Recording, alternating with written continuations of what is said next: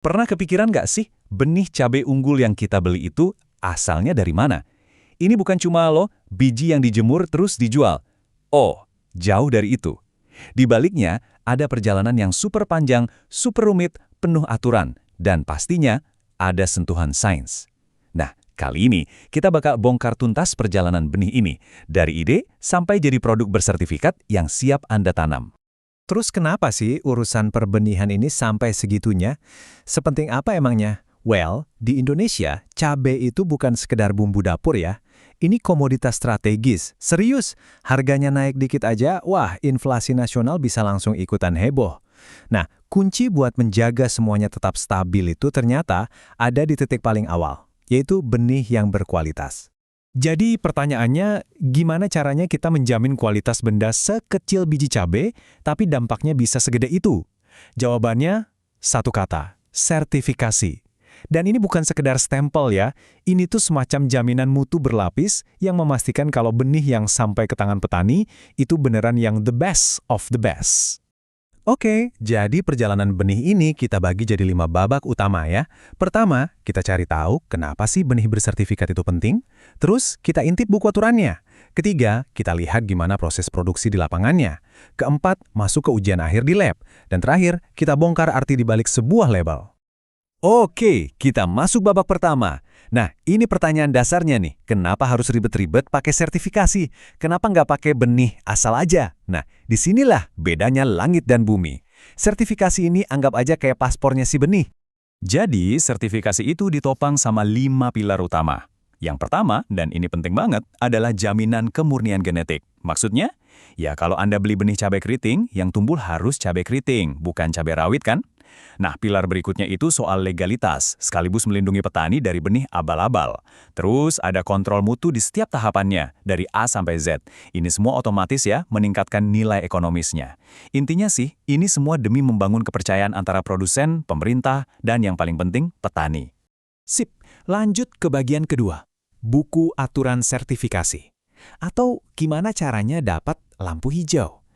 Jadi sebelum bisa mulai tanam buat produksi benih, ternyata ada urusan di atas kertas dulu nih.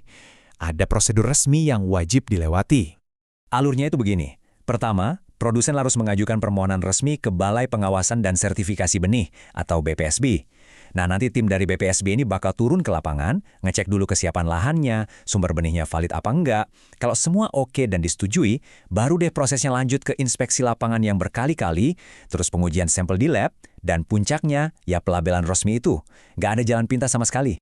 Nah, soal inspeksi lapangan tadi, ini bukan cuma datang sekali terus selesai ya. Ada petugas khusus namanya pengawas benih tanaman atau PBT. Dia ini yang bakal jadi mata-mata kualitas di 3 fase krusial. Pas fase vegetatif, si PBT ini bakal mastiin tanamannya tumbuh seragam semua. Nanti pas fase berbunga, yang dicek lebih detail lagi, kayak warna dan posisi bunganya harus persis sama deskripsinya. Dan terakhir, pas mau panen, bentuk sama warna buahnya jadi fokus utama. Ini benar-benar kayak detektif genetik di lapangan. Oke, urusan administrasi beres, sekarang kita pindah ke jantungnya proses ini, kerja di lapangan. Disinilah kualitas benih yang sebenarnya ditempa. Tanaman demi tanaman butuh ketelitian tingkat dewa. Semuanya itu diawali dari lahan, dan persiapannya nggak main-main. Lahan harus bersih total. Buat apa? Ya buat mutus rantai penyakit. Terus tanahnya dibajak biar gembur, dibuat bedengan supaya air nggak tergenang, ditutup mulsa plastik buat lawan gulma, dan jaga kelembapan. Jadi, setiap langkah ini punya tujuan yang jelas, menciptakan kamar VIP buat calon tanaman induk. Nah, pas tanamannya udah tumbuh, ada satu kegiatan yang super penting, namanya rugging. Apaan tuh rugging? Gampangnya, ini proses seleksi alam buatan. Petugas bakal keliling lahan, nyariin tanaman yang beda sendiri, atau istilah kerennya off-type. Mungkin daunnya beda, tingginya beda, pokoknya melenceng sedikit aja, langsung cabut dan buang. Kedengerannya emang tega ya, tapi ini wajib hukumnya biar kemurnian genetik varietasnya 100% terjaga. Panennya juga beda loh sama panen cabai buat dijual di pasar. Kalau buat benih, buahnya itu harus dibiarin matang sempurna di pohon, sampai warnanya merah total. Istilahnya matang fisiologis. Kenapa? Karena di titik inilah kualitas benih di dalamnya lagi di puncak-puncaknya. Terus seleksinya juga ketat banget. Cuma buah dari tanaman paling sehat, bentuk paling sempurna, dan bebas penyakit yang boleh diambil. Ini benar-benar game kualitas, bukan kuantitas. Udah lolos dari pengawasan super ketat di lapangan? Eits, belum selesai. Justru sekarang, benih-benih ini masuk ke babak final yang paling menegangkan, ujian di laboratorium. Nah, disinilah semua kualitas yang nggak kelihatan sama mata telanjang bakal diukur dan diuji dengan presisi tinggi. Pengujian di lab ini secara garis besar ada 2 level. Ada yang namanya pengujian rutin, ini tes wajib lulus supaya benihnya legal dijual. Standar minimumnya diuji di sini. Nah, ada juga pengujian khusus, ini lebih dalam lagi. Tujuannya buat lihat seberapa tangguh si benih ini, apalagi kalau nanti ketemu kondisi lapangan yang nggak ideal. Standar wajib pertama, kadar air. Angkanya harus di bawah atau sama dengan 10%. Kenapa ini penting banget? Karena kalau lebih dari itu, benihnya bakal lembab, jadi sarang jamur dan gampang busuk. Jadi kadar air rendah itu kunci biar benih awet. Standar kedua, kemurnian fisik. Minimal harus 98%. Maksudnya gimana? Gini, dalam satu bungkus benih, 98% isinya itu harus benar-benar benih yang dimaksud. Sisanya, ya kotoran atau biji lain yang nyelip itu harus sedikit banget. Ini jaminan what you see is what you get.